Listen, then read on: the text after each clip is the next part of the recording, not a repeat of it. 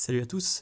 Avant de commencer la vidéo, je voulais dire bienvenue à tous ceux qui sont arrivés depuis l'épisode sur le Silmarillion. Je m'attendais pas à ce que cette vidéo marche tant, mais bon, il faut croire que c'est ce qu'on appelle la magie de Tolkien. Et donc pour tous les fans de la Terre du Milieu, la vidéo que vous regardez actuellement fait partie d'une série dédiée au lore de Malazan, qui est un cycle d'epic fantasy, dont les 10 tomes ont été publiés récemment par Léa Éditions en français. Donc si ça vous intéresse, c'est le moment de s'y mettre. C'est parti pour la vidéo. Dans le premier épisode de cette série consacrée à l'univers du Livre des Martyrs et du monde de Malazan, je vous avais parlé des Imas, une race de proto-humains très proche de nous, qui pouvait être interprétée comme une civilisation collectiviste absolue. Et bien aujourd'hui, il est temps d'explorer leur némésis, une autre race fondatrice, et celle dont l'impact sur le monde a sûrement été la plus durable. Ces êtres si singuliers dans tous les sens du terme. Aujourd'hui, on va parler des Jagged.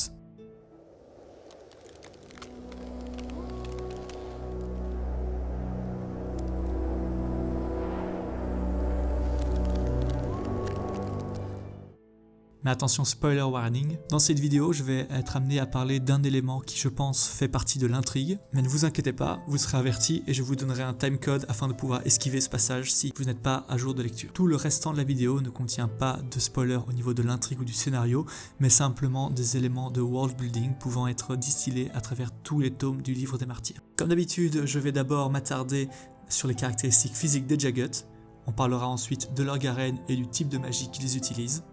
Et enfin, on réfléchira sur leurs us et coutumes, ainsi que sur leur vision du monde et leur relation aux autres races qui le peuplent. Comme je l'ai dit, les Jagged font partie des 4 races fondatrices du monde dans lequel se développe l'Empire malazéen. Les 4 races fondatrices incluent les Imas, les Chen-Chimal, les Forkrulasail et enfin, les Jagged donc. Vus de l'extérieur, ils sont d'aspect humanoïde, c'est-à-dire ils ont 2 bras, 2 jambes, une tête. Ils sont cependant plus grands que des humains et disposent d'une musculature plus imposante.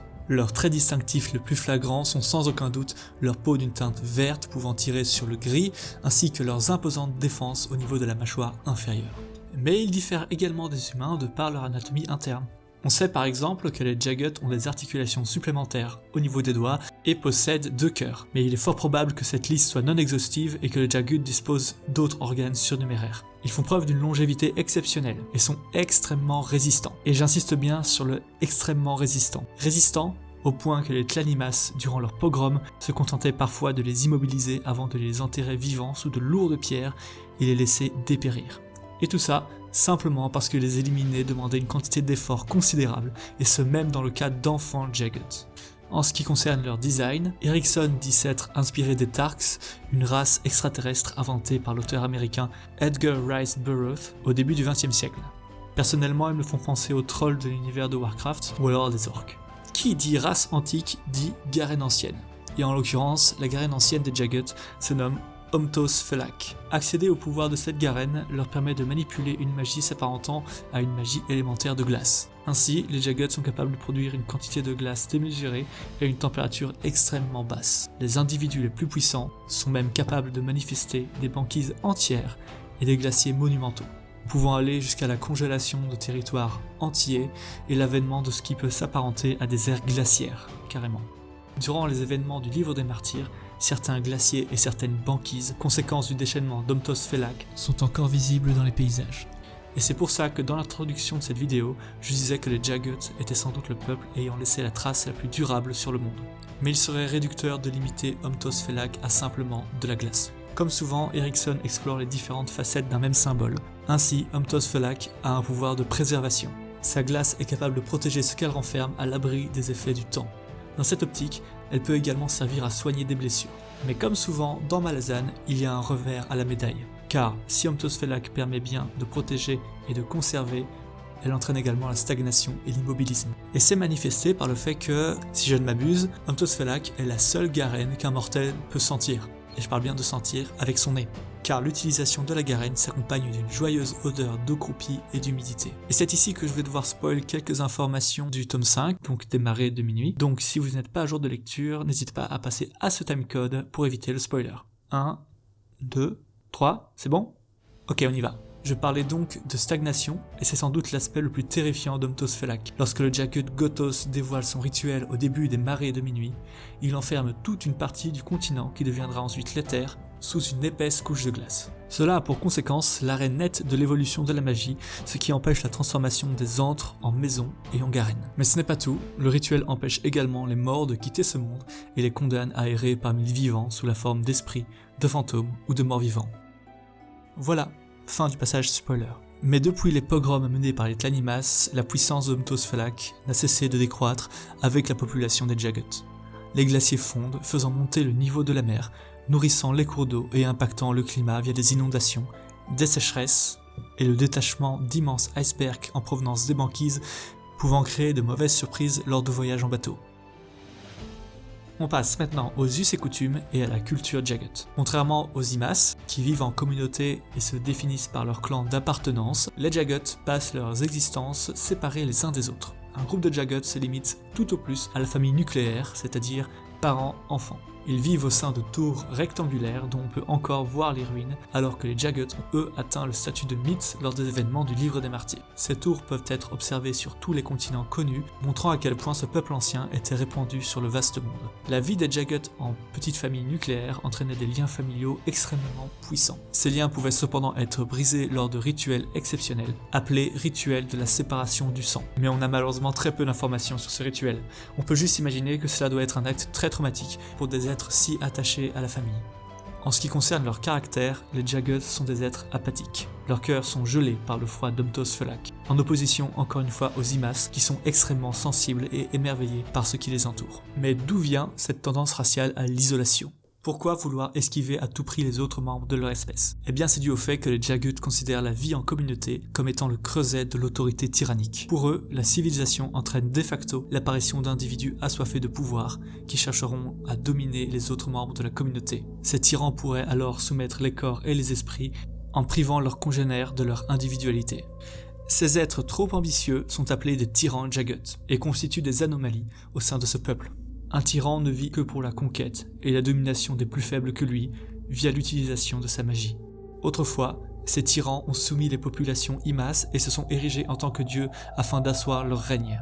Ce sont des êtres surpuissants, même parmi les Jagged, capables de détruire des continents entiers. Pour avoir une idée de leur puissance, on peut prendre pour exemple Raist. Attention, spoiler pour les Jardins de la Lune, mais bon, j'espère que si vous regardez cette vidéo, c'est que vous avez au moins lu le premier tome de la série. Donc, à la fin du bouquin, Raist est libéré de sa tombe, et son corps tombe littéralement en lambeaux. Mais, lorsqu'il décide de frapper le sol avec son poing, il fracture la croûte terrestre et crée une éruption volcanique à des kilomètres de distance. Il se fait ensuite attaquer par 4 dragons Solipris et un dragon de sang pur, un Elaint, qui l'oblitèrent en deux avant de partir à la recherche de son funeste, où, soit dit en passant, sont scellés la quasi-totalité de ses pouvoirs. Maintenant, imaginez un peu si un tel monstre pouvait avoir accès à toutes ses aptitudes et toutes ses capacités. Voilà à quel point un tyran Jagged est dangereux. Dangereux pour les peuples plus faibles, mais également pour leurs congénères, car ils auront indirectement entraîné la chute de leur race lorsque les Imas, libérés des chaînes de leurs oppresseurs, déclareront une guerre éternelle à tous les Jagged jusqu'à leur extermination totale. Une guerre éternelle d'ailleurs à laquelle les Jagged ne participeront qu'à contre-cœur, ne cherchant à se battre uniquement lorsque leur vie et celle des membres de leur famille étaient directement menacées. Car en effet, les Jagged sont avant tout des êtres pacifiques. Ils ne cherchent pas la domination ou l'expansion de leur territoire au détriment de la nature ou des autres peuples. Même durant leur conflit contre les Imas, ils utilisaient majoritairement des stratégies défensives. Ils dressaient des barrières de glace insurmontables pour isoler leur territoire ou enfermer l'ennemi, mais ne combattaient que rarement. Et cela malgré que leur aptitude au combat leur permette de tenir tête aux adversaires les plus redoutables et aux menaces les plus terribles.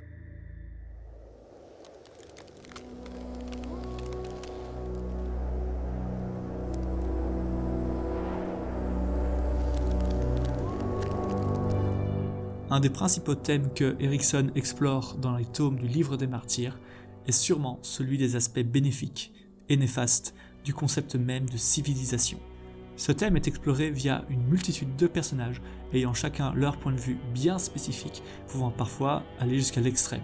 Mais Erikson nous présente aussi directement des modèles de civilisation à travers des peuples présents, mais également partiellement disparus lors des événements qui composent l'intrigue. Ainsi, les Imas et Tlanimas, comme je l'expliquais dans une précédente vidéo, proposent un modèle de civilisation collectiviste absolue.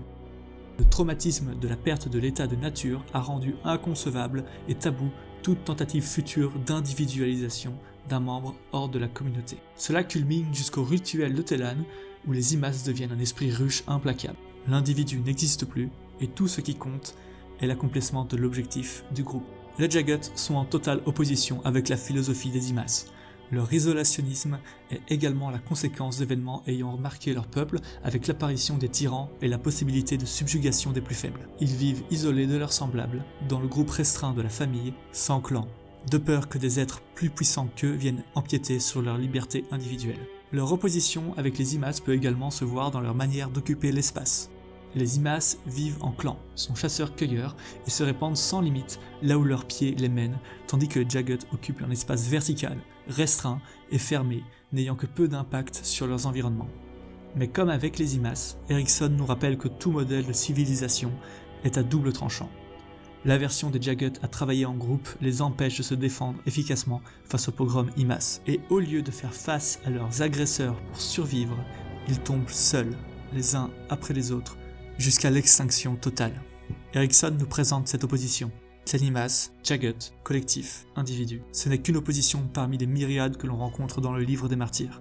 Mais l'auteur ne cherche pas à influencer notre point de vue sur ces pôles. Il les explore pour nous laisser à nous l'acte moral singulier du choix.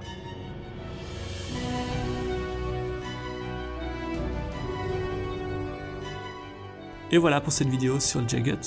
J'espère que cela vous aura plu. Si c'est le cas, n'oubliez pas de vous abonner, de laisser un j'aime ou un commentaire pour discuter. Je vous souhaite un bon début d'année 2023 et je vous dis à la prochaine.